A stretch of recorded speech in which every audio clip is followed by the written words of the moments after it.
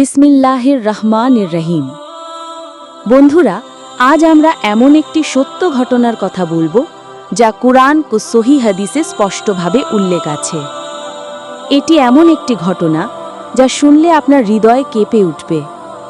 আপনি নতুন করে ভাবতে বাধ্য হবেন আল্লাহর ন্যায় বিচার কত সূক্ষ্ম, কিয়ামতের দিন কেমন ভয়ঙ্কর হবে তা বুঝতে পারবেন।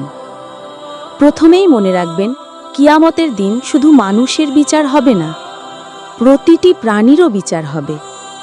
হ্যাঁ, প্রতিটি জীব, প্রতিটি সৃষ্টি আল্লাহর আদালতে হাজির হবে।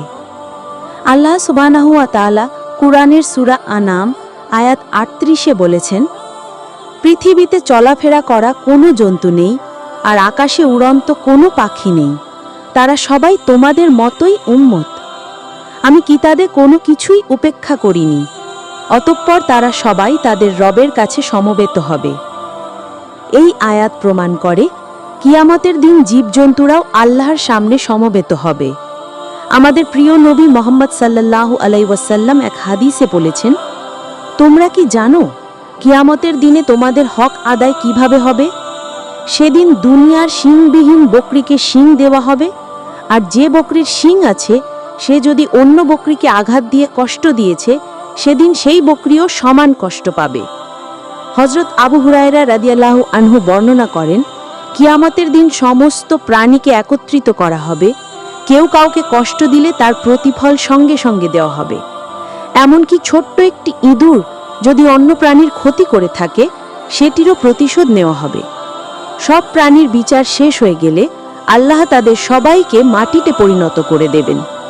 তখন কাফিররা দৃশ্য দেখে বলবে, হাই, যদি আমরা মাটিতে পরিণত হতে পারতাম। এই কথা কোরআনের সূরা নাবা আয়াত 40-এ উল্লেখ আছে। বন্ধুরা, এখানে আমাদের জন্য গভীর শিক্ষা আছে। আমরা মানুষ হিসেবে প্রায় অন্যায় করি, কখনো মানুষকে, কখনো প্রাণীকে কষ্ট দিই। আমরা ভাবি এসব ছোটখাটো বিষয়, কে আর হিসেব নেবে। কিন্তু আল্লাহর ন্যায় বিচার এত সূক্ষ্ম যে তিনি প্রাণীদের মধ্যকার অন্যায়ও ছাড়বেন না। যেখানে একটি ছাগল আরেক ছাগলের সাথে অন্যায় করলে তার প্রতিশোধ নেওয়া হবে, সেখানে মানুষ হয়ে আমরা যদি অন্যকে কষ্ট দিই, তার হিসাব কি আমরা এড়াতে পারব? আল্লাহ কোরআনে সতর্ক করে বলেছেন, সেদিন মানুষ তার সামান্যতম আমলও দেখতে পাবে। এটি সূরা জিলজাল আয়াত ৭-৮-এ বলা হয়েছে।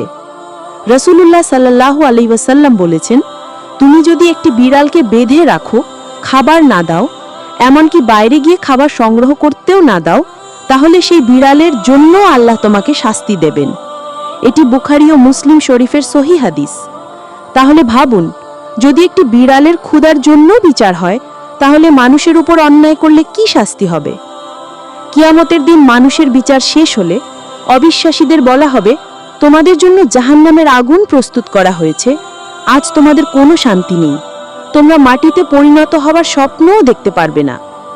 এ দৃশ্য হবে এত ভয়ঙ্কর যে জাহান্নামের আগুনের শব্দে মানুষ আতঙ্কে থরথর কাঁপবে। সেদিন সবাই নাফসি নাফসি বলে শুধু নিজের জন্য দোয়া করবে। বন্ধুরা, আমরা যেন সেই দিনের জন্য প্রস্তুত থাকি। দুনিয়ায় মানুষ তো মানুষ, প্রাণীকেও কষ্ট না দিই, অন্যের হক মেরে না খাই, প্রতিটি জীবের প্রতি দয়া ও সহমর্মিতা দেখাই। আল্লাহর রাসূল সাল্লাল্লাহু আলাইহি ওয়াসাল্লাম বলেছেন, যে ব্যক্তি দুনিয়ায় দয়া করে না, আল্লাহ তার প্রতি দয়া করবেন না। এটি বুখারী শরীফে বর্ণিত। তাই আসুন, আজ থেকেই আমরা প্রতিজ্ঞা করি, আমরা ন্যায় বিচার করব, প্রাণীদের প্রতি দয়া করব, আর আল্লাহর আদালতের জন্য প্রস্তুত থাকব। আল্লাহ আমাদের সবাইকে ন্যায়ের পথে চলার তৌফিক দিন। আমিন।